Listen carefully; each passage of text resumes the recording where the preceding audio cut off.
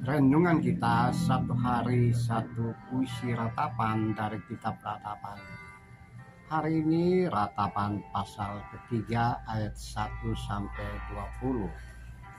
Saudara-saudara dalam kemanusiaan, saudara-saudara yang mengasihi Tuhan dan dicintai Tuhan, saudara-saudara lintas iman, lintas agama dan semuanya.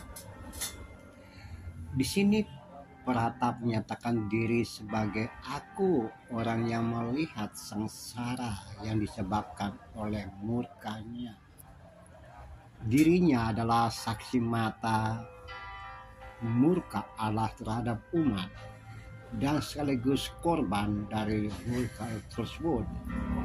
Sehingga pada satu waktu di dalam penderitaan, kesedihan, kesengsaraan, dan ketidaktahanan menanggung segala macam penderitaan itu, peratap menyatakan bahwa ia diceraikan dari kesejahteraan, ia lupa terhadap kebahagiaan, dia semua kemasyurannya hilang, harapan pada Tuhan pun juga lenyap.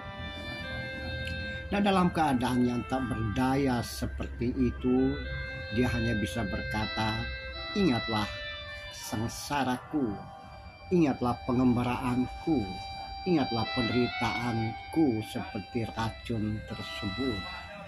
Ya, saudara-saudara yang kekasih, saudara-saudara dalam kemanusiaan, di dalam bagian pertama dari ratapan 3 ini lebih banyak bercerita tentang ungkapan diri. Dia peratap menyatakan apa saja yang ia alami sebagai yang ikut menderita sengsara. Walaupun ia seorang nabi atau utusan dari Tuhan, utusan dari Allah, ia menyampaikan pesan-pesan khusus dari Allah kepada umat. Dia disebut sebagai dia menjaga diri sebagai orang benar di hadapan masyarakat, komunitas, di hadapan publik, dan juga punya persekutuan yang indah di hadapan Tuhan.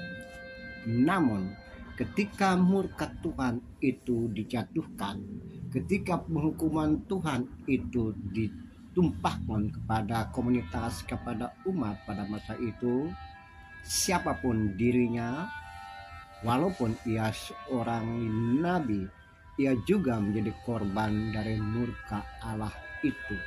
Ia juga menjadi bagian dari umat dan bangsa yang mendapat penghukuman tersebut, sehingga dia menjadi bagian dari penderitaan.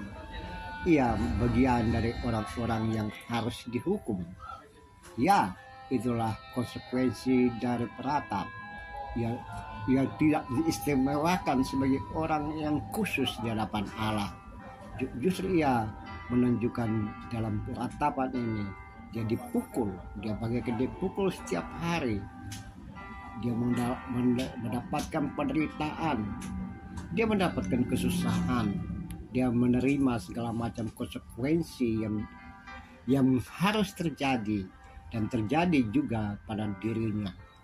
Umat mengalami penghukuman, dirinya ikut mengalami penderitaan akibat penghukuman tersebut.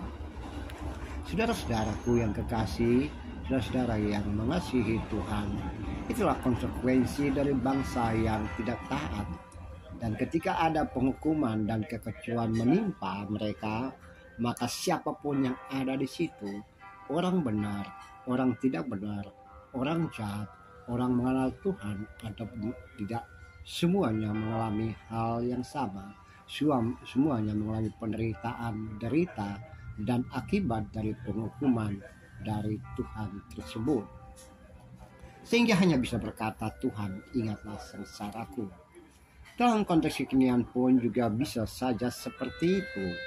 Ketika penghukuman Tuhan, bencana dari Tuhan, atau bencana alam atau apapun itu yang diyakini sebagai bentuk penghukuman dari Tuhan, maka siapapun yang ada di dalam komunitas, dalam wilayah itu, orang baik, orang jahat, orang yang taat kepada aturan, orang yang tidak taat pada aturan, semuanya mengalami hal yang sama. Ada penderitaan, ada kesusahan yang menimpa semuanya. Dalam konteks pengalaman pahit sebagai korban dan tertimpa masalah, tertimpa malapetaka tersebut, orang benar dan orang baik tidak bisa berkata, ini loh, akibat orang lain saya ikut bersalah. Tidak, Yeremia tidak mengungkapkan seperti itu. Peratap hanya menyatakan, inilah bagianku, aku mengalami hal yang sama. Umat mendapatkan penghukuman, saya pun juga seperti itu. Lalu bagaimana dengan konteks kekinian kita? Seandainya saudara dan saya atau bangsa ini mengalami sanksi Tuhan, penghukuman Tuhan, maka siapapun kita juga mengalami semuanya itu. Yeremia pun sama, peratap pun sama. Lalu bagaimana dengan kita jika kita tidak melakukan sesuatu untuk mengingatkan umat orang-orang sekitar kita supaya taat kepada Tuhan, dengar-dengaran terhadap apa mau dirinya terhadap kita? Mungkin saja nanti kita bisa hanya berseru, Tuhan ingatlah sengsaraku, ingatlah penderitaanku. Ya, bisa saja seperti itu. Namun sebelum menimpa hal tersebut, tugas kita bagaikan peratap, bagaikan sang nabi yang menyampaikan suara kenabian kepada bangsa, kepada umat atau siapapun kita.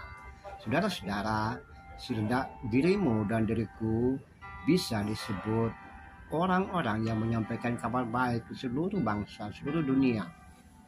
Kita mempunyai tanggung jawab menyampaikan kabar baik, kabar perbaikan, kabar pemulihan kepada siapapun ketika mereka di dalam penderitaan, sengsara, dan pelanggaran. Tugas kita adalah juga menyampaikan suara kenabian orang percaya, umat yang percaya kepada kebesaran Tuhan yang Maha Kuasa, kebesaran Allah, umat yang mempunyai keyakinan bahwa Allah bisa dan mampu menuntun umatnya ke dalam jalan yang benar. Maka tugasnya sekaligus menyampaikan suara kenabian. Sampaikan itu, tugasnya adalah menyampaikan kabar baik kepada siapapun, sehingga tidak ada bencana dan hukuman yang menimpa kita semua. Mengapa? Jika ada murka Allah, jika ada penghukuman Allah, maka semua orang bisa mengalami, semua orang tertimpa penghukuman tersebut. So, berdirilah teguh dan katakan pada Tuhan, ingatlah aku.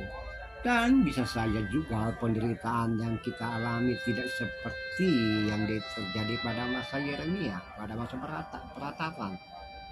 Mungkin saja di dalam hidup dan kehidupan kita ada anak-anak yang nakal, ada tugas yang membuat kita menderita, ada situasi yang menjepit kita, ada pengambilan keputusan yang sulit, ada juga hal-hal yang sangat luar biasa yang kita tidak mampu untuk melakukan itu. Tapi ketika kita berkata, Tuhan, Engkau masih mempunyai aku masih mempunyai harapan terhadap aku, mengingat Engkau, berikanlah kepadaku kemampuan untuk memutuskan. Ingatlah deritaku untuk mengambil keputusan. Pasti ia buka jalan. So, mari kita berkata bersama-sama, Tuhan, ingatlah akan aku, ingatlah sengsaraku, jiwaku selalu mengingat pada firman-Mu. Terpujilah Tuhan, terpujilah Kristus. Haleluya. Amin.